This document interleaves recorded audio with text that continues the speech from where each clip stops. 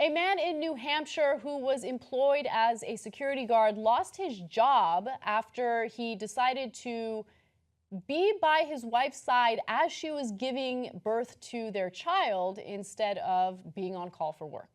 Now, this is Lamar Austin, and he was employed by a security company that basically forced him to be on call 24/7. He was in a 90-day probation period, and since his wife went into labor, of course, he was unavailable for 2 days, and they didn't like that. Now, in regard to him losing his job, he said, sometimes you lose something and you get something even better. So, debatable. So I mean, I don't know his benefit package or anything, but that kind of positivity is awesome, because don't let, the negative things in your life make you lose sight of great things in your life. And I think that was pretty much what 2016 was for me. But I love the fact that he didn't allow this to, dampen his spirit. He was still extremely happy and overjoyed. Now, Austin said he was hired by Salerno Protective Services a month ago for a 90-day trial period as a part-time security guard in which he was expected to be on call 24/7. So he knew that. He knew that. He knew that. He knew that. Yes.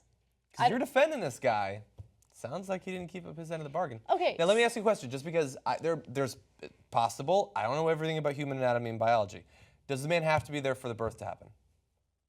Okay. Doesn't sound like he had to be there. Had a contract. I really appreciate labor laws that protect employees. And unfortunately, we're doing away with the very organizations that protect individuals. Yeah. So one of the things that I can't stand is this notion that if you are working in a job like this, you need to be on call 24/7, right? You're not a fucking doctor. Look, and I'm not saying that to disparage him or say that what he's doing is not important, but really, you need him to be on call 24/7? I guess if there's a break-in. Okay, I'm sure I that's get why it. he's on call. Maybe. It sounds rough, 24/7. That sounds kind of crazy. Look, if it's an incredibly important job like security and you're concerned about break-ins and stuff, by the way, there's no reports of a break-in, and that's the reason why they needed him. By the way, if there's a break-in, you call the cops. You don't call a security guard. He's a security guard for like retail shops and things like that. Yeah. It's a little different. I don't know. I don't know why they would need to come in. Anyway, but there are restaurants that have that kind of policy. It drives me crazy. Oh, yeah. I used to be on call. I know flight attendants a lot of the time have to be on call at ridiculous hours.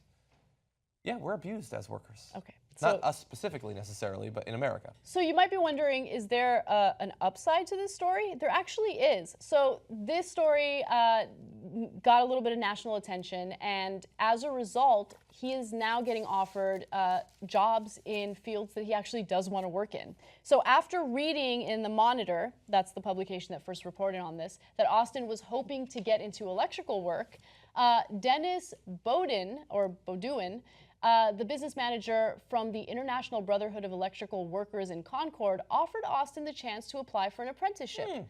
So he was one of 3 employers who contacted him and asked him if he was interested in a job. There might have been more since this story is still developing.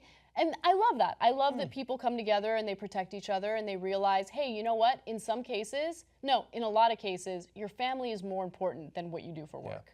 Yeah. I mean, yeah, I guess it's good that in the end he gets the position. Just don't expect him to show up. Why are you being a dick? Just joking. Obviously, it's good. I can't believe that after the pushback, the company didn't give him his job back. How could that not be more damaging to their company than him not potentially being there for one shift? They double down on it. They double down. So who knows, whatever. But I know that if I ran a company and I needed a security guard, I wouldn't give a contract to this organization. There you go. Yeah. Yeah, guys, family in a lot of cases is more important than work. It's okay. It's okay to acknowledge that. I know that we've been conditioned to think that we need to be productive. We need to avoid work harder. Don't take any vacation time. Don't ever enjoy any component of your life. You have to be in the office 100% of the time. No. Don't let people make you think that, okay? Remember what life is about. Imagine if he missed the birth of his child. I mean, come on, that's what they were asking for him to miss the birth of his child. Become a member of the Young Turks. I think it's weird. No, it's not. Afterwards, you'll think, I'm like a smart person. TUITnetwork.com/join.